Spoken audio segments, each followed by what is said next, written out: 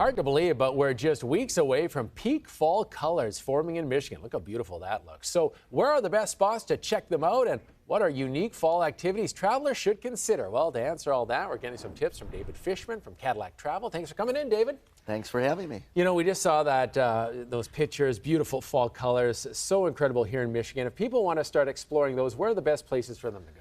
So we start in our own backyard. We're legendary for being up north to see the beautiful colors. So one of my favorite places is, the Tunnel of Trees. They've seen a million pictures of it up by Harbor Springs, 119.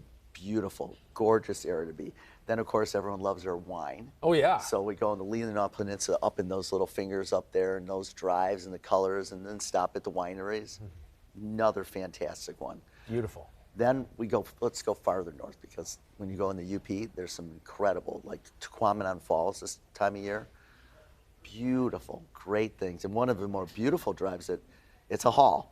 Getting up to Copper Mountain area, It's a real road trip. It's a road trip, but that drive is one of the prettiest drives, in the vistas, because you're a little higher up, are fantastic. So those are some of my favorite places to go in Michigan. And any wineries that far north?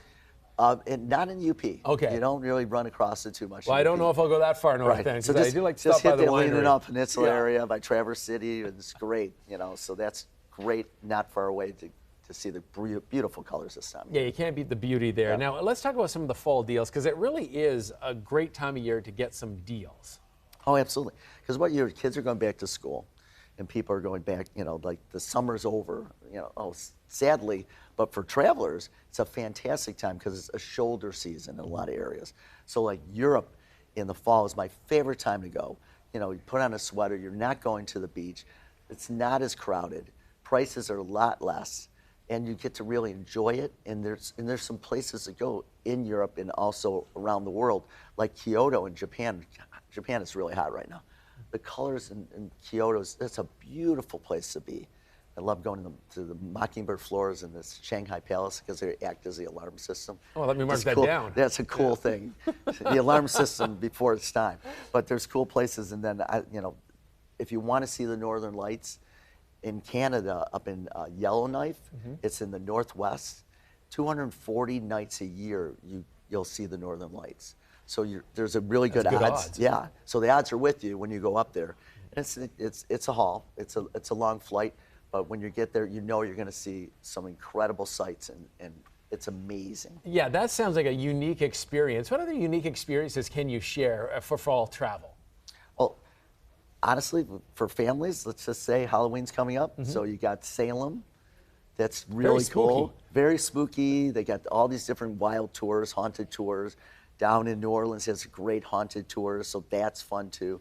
And then, like I was saying, for the kids and families, going to Disney or Universal during spooky nights at Disney, and then Universal has 11 different haunted houses, so the teens love it.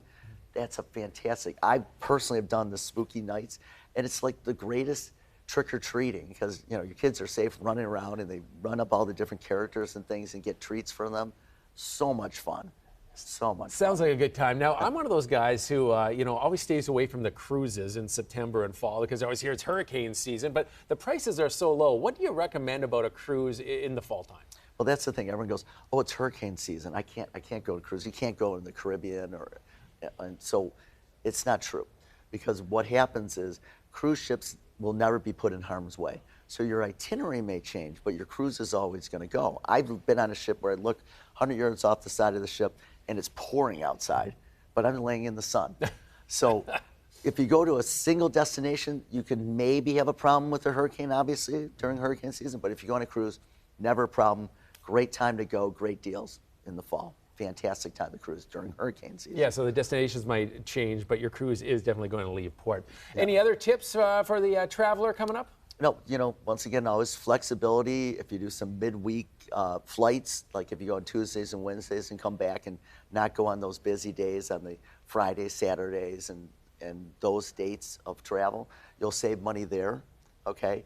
And so that's a fantastic way to save money. And then, of course, look for the areas that people are still not going to. There's a million great places to go that are much less expensive. but you still have the same experience. You go to the major places in Italy and London and those things. There's great places to go. They will save you money that are not as popular. Yeah, a little off the beaten track, right? Go off the beaten track. I got a million places for you to go that are off the beaten track that are more beautiful than you can ever imagine. All right, Cadillac Travel. They want to see David. That's the tips he's bringing to us this Travel Tuesday. Thanks a lot for dropping by. Thanks for having me.